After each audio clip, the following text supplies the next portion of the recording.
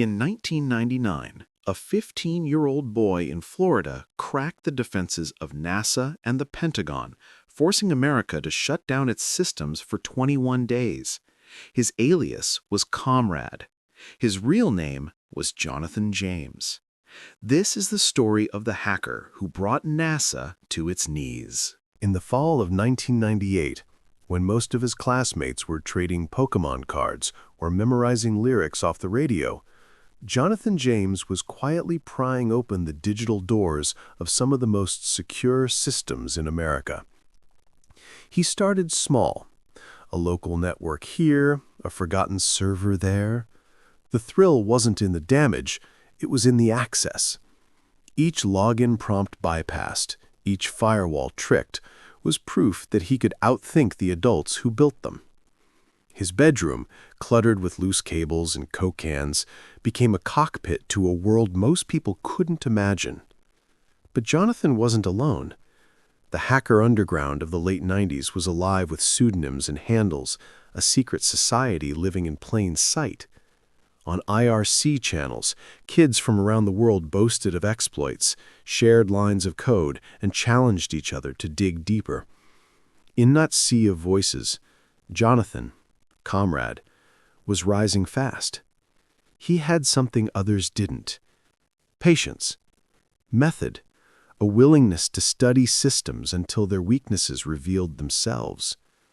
By early 1999, his curiosity carried him far beyond school networks. He broke into Bell South and Miami-Dade school servers, slipping past defenses like a ghost. These intrusions earned him little attention, footnotes in a digital landscape too new for the authorities to properly police. But Jonathan wasn't content. He wanted more.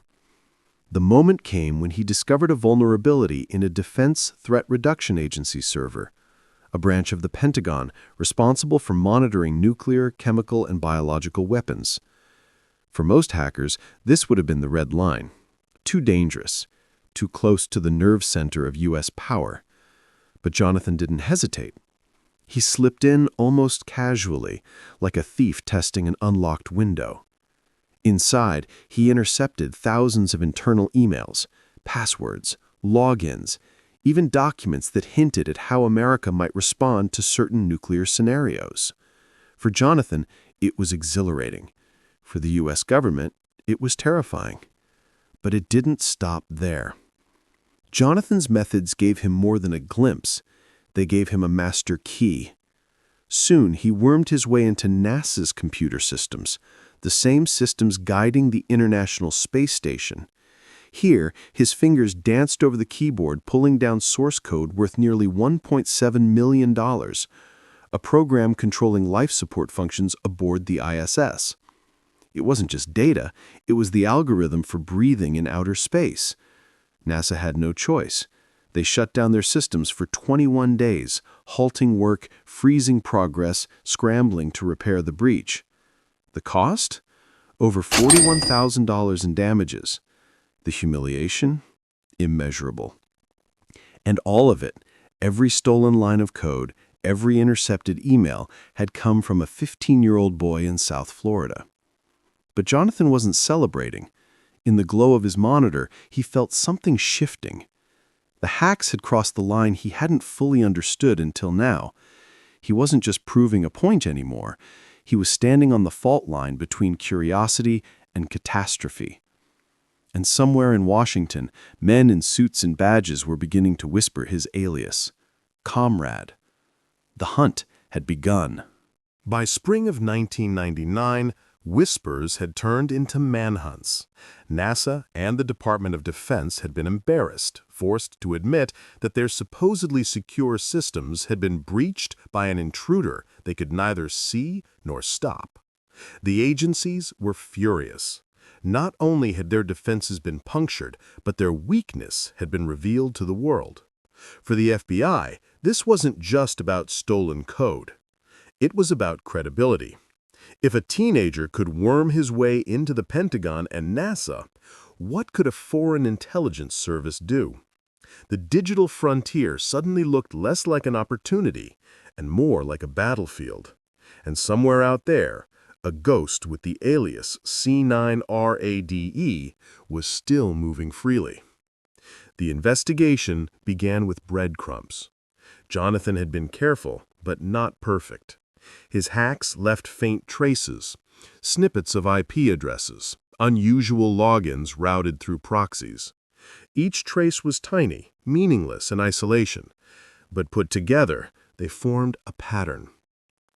FBI cyber units worked day and night, combing through server logs, reconstructing timelines, mapping his digital footsteps.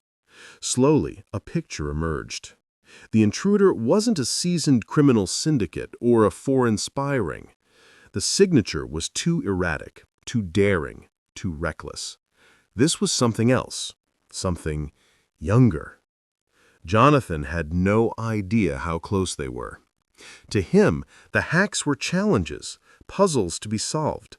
He wasn't cashing in, wasn't selling secrets to the highest bidder. He was sitting in his suburban bedroom, headphones in, lost in the rhythm of code. But while he celebrated his victories in silence, agents across the country were drawing a circle tighter and tighter around his life. It wasn't just the digital trail.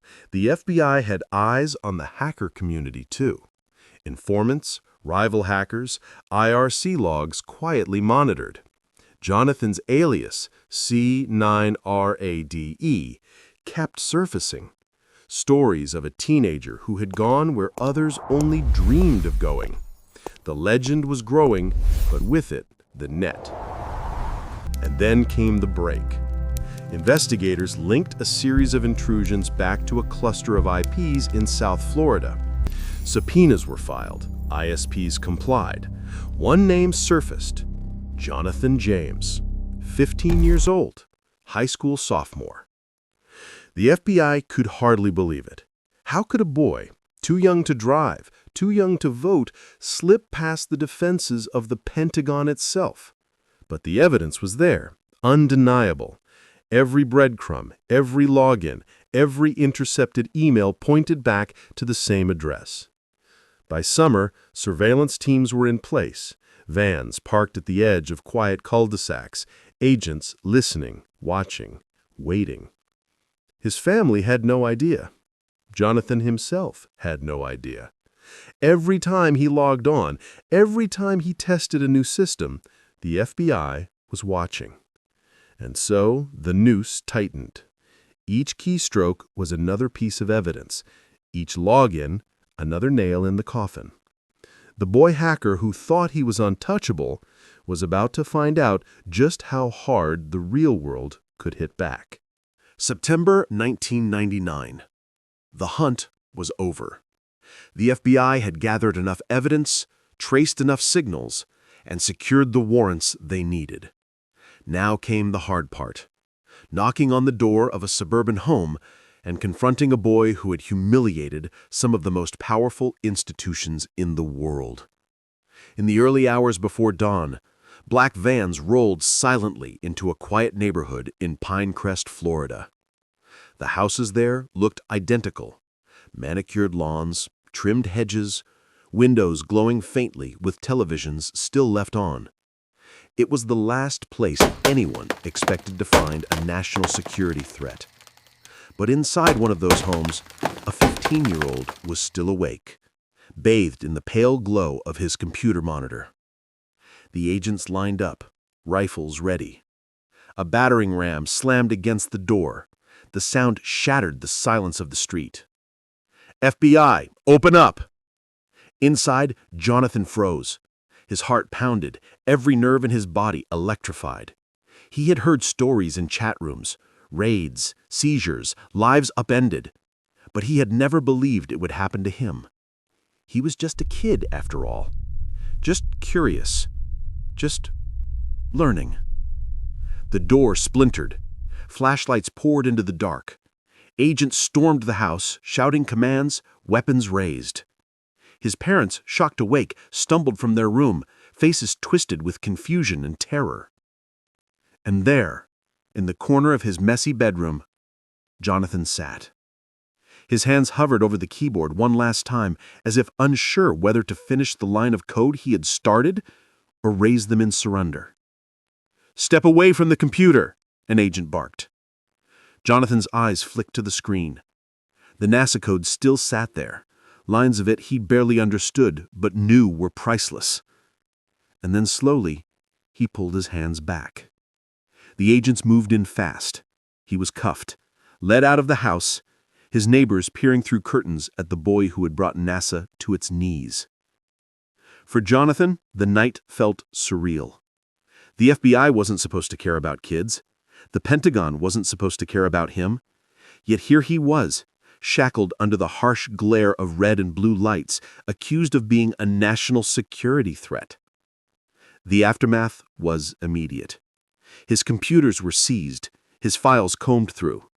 Agents cataloged everything, every exploit, every stolen fragment of data, every IRC log where he had chatted under the name COMRADE. The evidence was overwhelming. There would be no denying what he had done. But there was a deeper question the FBI struggled to answer. Why? Why had a boy with no profit motive, no foreign backers, no ties to organized crime risked everything to break into NASA and the Pentagon? Was it malice? Mischief? Or something more unsettling? The idea that America's digital walls were so weak, even a teenager could bring them down. For Jonathan, the raid was the end of one life and the beginning of another. His alias, once a secret whispered in hacker forums, was now a headline. 15-year-old hacks NASA. Teenager breaches Pentagon security. He had become the youngest person in American history ever convicted of cybercrime. But behind the headlines, behind the spectacle, was still a kid, restless, brilliant, and terrified of what came next. The punishment would not just be legal. It would be personal, and it would change him forever. The raid had ripped Jonathan's world apart, but the real reckoning came after. The U.S. government wanted to make an example out of him. Hackers were no longer quirky rebels tinkering with systems. They were potential terrorists, threats to national security, and Jonathan had proven it in the most humiliating way possible. Headlines blared his story: a boy genius, a criminal prodigy, the first juvenile ever charged with federal cybercrime in the United States. The media couldn't resist the irony. A teenager, barely old enough to shave, facing the same government he had humiliated with nothing more than curiosity and a keyboard. In court, Jonathan was quiet. He wasn't the brash outlaw the headlines painted. He was a kid, slouching in his chair, avoiding reporters' cameras, staring at the floor while lawyers argued over his fate. Prosecutors painted him as dangerous, someone who had jeopardized national defense. They emphasized the NASA breach, the stolen source code, the Pentagon emails. To them, it wasn't curiosity, it was sabotage. But the truth was more complicated. Jonathan hadn't sold the code. He hadn't shared it with foreign agents or cashed it in for profit. He had simply looked, explored, broken in because the doors were left unlocked. His defense argued that he wasn't a criminal mastermind, just a brilliant, reckless kid who got in too deep. Still, the court had no patience for nuance. The internet was evolving too fast, the risks too high. America needed to send a message. Hacking wasn't a game. Jonathan pled guilty to juvenile charges. He was sentenced to 6 months of house arrest, followed by probation. He would be banned from recreational computer use, his lifeline to the digital world severed. For someone who lived more online than off, it was a punishment as much psychological as legal. He accepted it quietly. But inside, the sentence stung. Computers weren't just machines to him. They were his identity, his escape, his way of making sense of the world. To take them away was to amputate a part of who he was. The press swarmed. They loved the story. A boy who hacked NASA. A boy who cracked the Pentagon. The first juvenile cybercriminal in American history. Jonathan's face, pale and sullen, appeared in newspapers and on television screens across the country. He had become a symbol, not of genius, not of curiosity, but of what could happen when a teenager played with fire in the digital age. For NASA, for the Pentagon, for the FBI, the sentence was a victory. They had their scapegoat, their warning shot to every hacker watching. But for Jonathan, it marked the beginning of a slow, invisible descent. He wasn't a villain. He wasn't a hero. He was something more fragile. A boy crushed between the weight of his own mistakes and the crushing force of the system that had caught him. And though the case was over, the story wasn't, because Jonathan James would never truly escape the shadow of Comrade. For most kids, probation ends and life goes back to normal. But for Jonathan James, nothing ever went back. He wasn't just Jonathan anymore.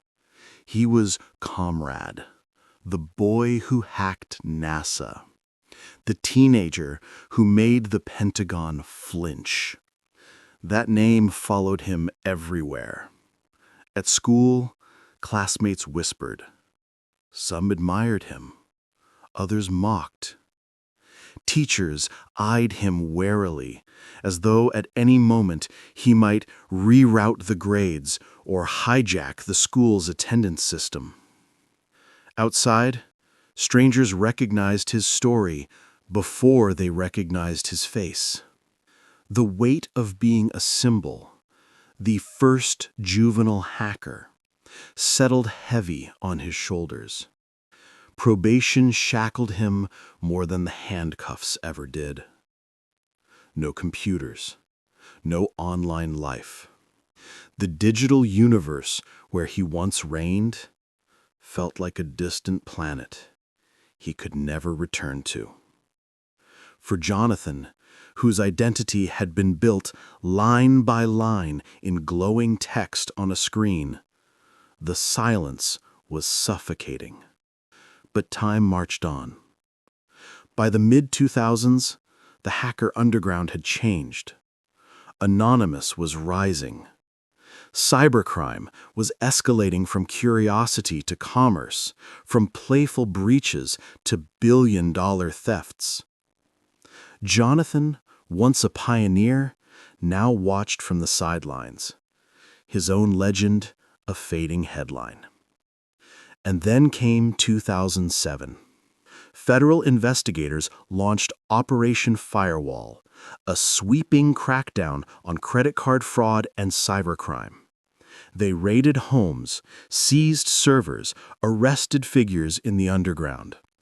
Jonathan's name surfaced, not as a main suspect, but as a possible associate.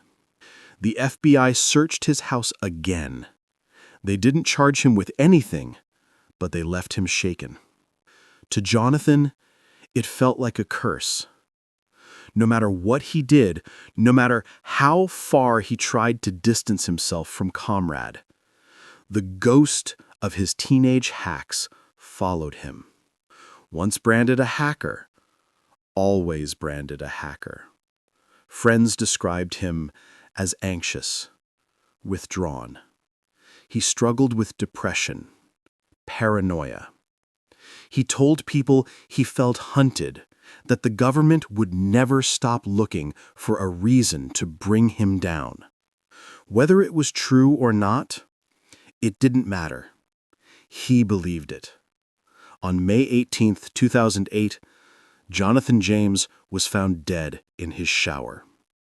A self-inflicted gunshot wound. He was only 24 years old.